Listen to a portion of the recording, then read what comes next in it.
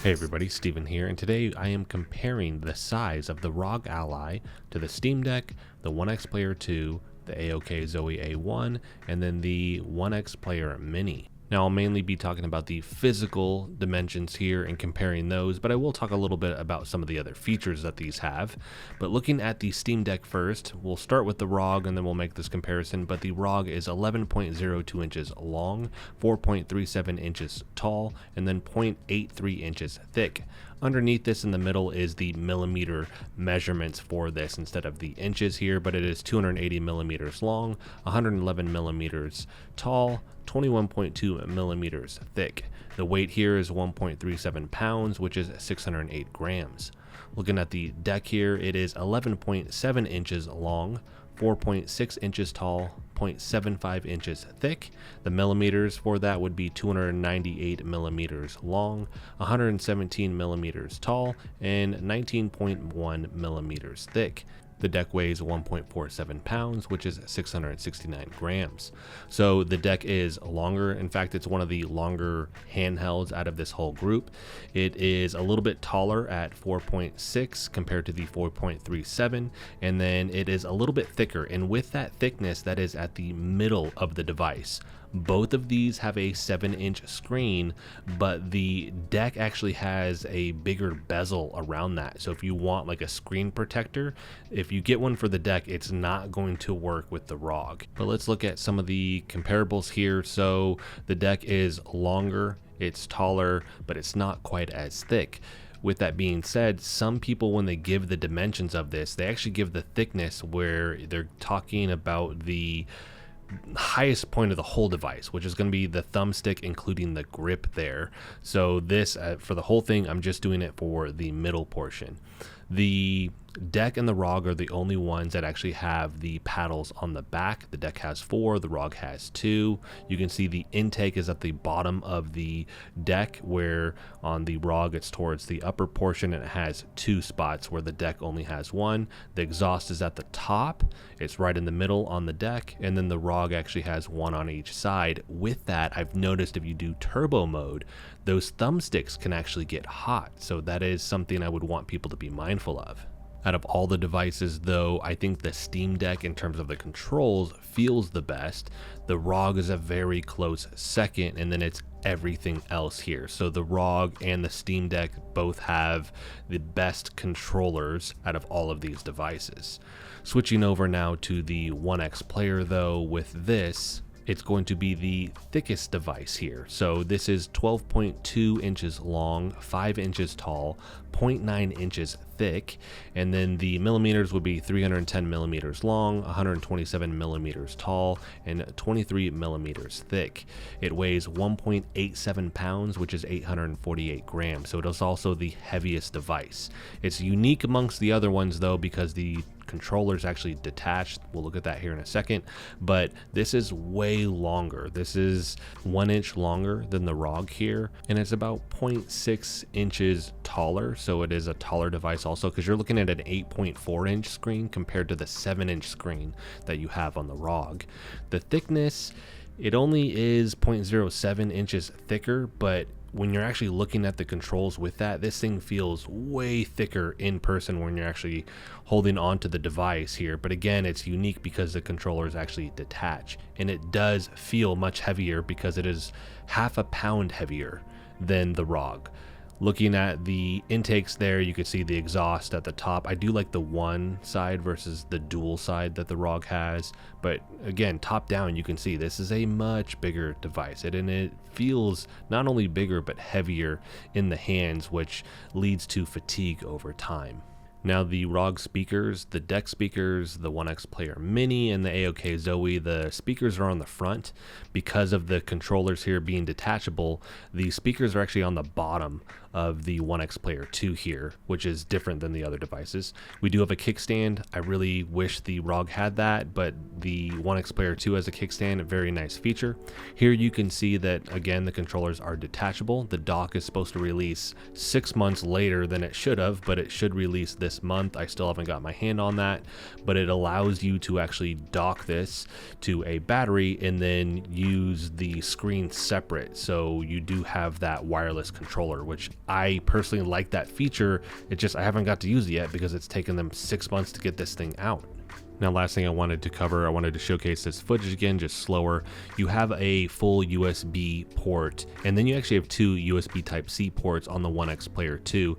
The AOK Zoe and the Onexplayer Mini both have the full USB ports and then the USB Type-C. Also, the Ally and the Deck do not have a full USB port, but I wish they did. Shifting over now to the AOK Zoe A1, this is 11.22 inches long, 4.92 inches tall, 0.83 inches thick.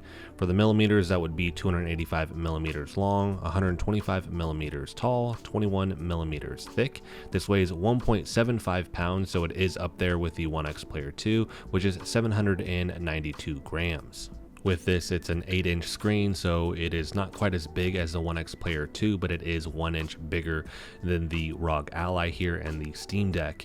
It doesn't have detachable controllers or anything like that, but we do get the kickstand with it, and then the full USB port on the top, like I said earlier, and the exhaust on the one side compared to the two sides that you find with the Ally. I will say that the controls here with the Onexplayer 2, the AOK Zoe A1, and the Onexplayer Mini don't feel as responsive or as good as the Ally and the Steam Deck. Specifically the triggers, they just feel very loose to me. The thumbsticks aren't quite as responsive either. They feel decent still. They're not, again, as good as the Deck or the Ally, but it's really those triggers that they're just too loose for my liking, where the Deck and the Ally just feel like they have a good amount of pressure to them and there's not a huge length of actuation. Now you may notice that the thickness here in the middle is the same, but these definitely are not the same when it comes to the grips on the controller. The AOK Zoe A1 here is much thicker for the controller handle and the grip compared to the ROG Ally, and again, that may lead to a lot of hand fatigue over time. Now on the bottom we have the secondary USB Type-C input. So you have two USB Type-C and one Type-A, and you can actually use Thunderbolt with this to connect it to an external monitor or an eGPU as well. Here you can see the size difference with the 8-inch screen, obviously making this a taller device. On the top we have the one exhaust, and then again the two exhaust on the ROG Ally. The thickness is really what you can see here, where again the controllers are just going to be beefier in the hands, and then that is just a bigger trigger. It's like the Onexplayer 2 and the Onexplayer Mini, they're just all bigger. I'm just not a big fan of that personally. Looking at the back here though, you have the one intake versus the two on the ROG Ally. The AOK Zoe does have the kickstand though. I wish the ROG Ally had that. It does not. But you do get the two paddles. The AOK Zoe A1 does not have that. Only other one to have that is actually the Steam Deck, and it has 4, not 2.